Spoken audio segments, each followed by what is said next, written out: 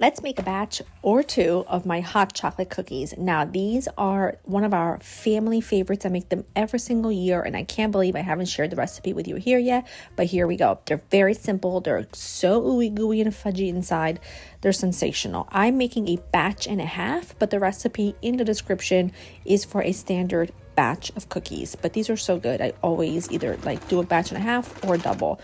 You'll start off by creaming softened butter with brown and granulated sugar. Once you cream those together, you're going to add your eggs and your vanilla, and you'll get those mixing. Now, to be fair, I prefer making these in my big standing mixer fitted with a paddle attachment. But in order to show the rest recipe to you and in order to share it with you, it's hard for me to film with my big mixer, so I just did it by hand.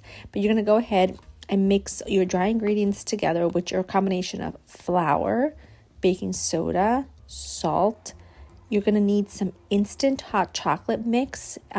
It will not work the same if you're using cocoa powder. It has to be the hot chocolate mix. But again, everything will be listed in the description below. Once it's well combined, you'll add in some chocolate chips. And these are dehydrated marshmallows, also known as mallow bits, not to be confused with mini marshmallows. They are not the same, and mini marshmallows will not work for this. They'll melt, they'll spread your cookies out, and it will become a mess. So it's really worth finding mallow bits.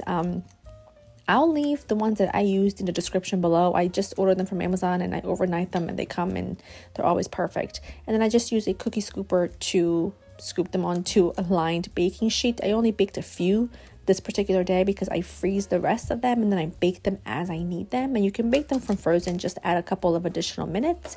And once you bake them, they are absolute perfection. They're so ooey gooey on the inside. It literally tastes like a cup of hot chocolate in cookie form. I don't even really know how to explain it other than to just say they are sensational. I hope that you make them. I hope that you love them as much as we do, and I will see you in the next one. Bye.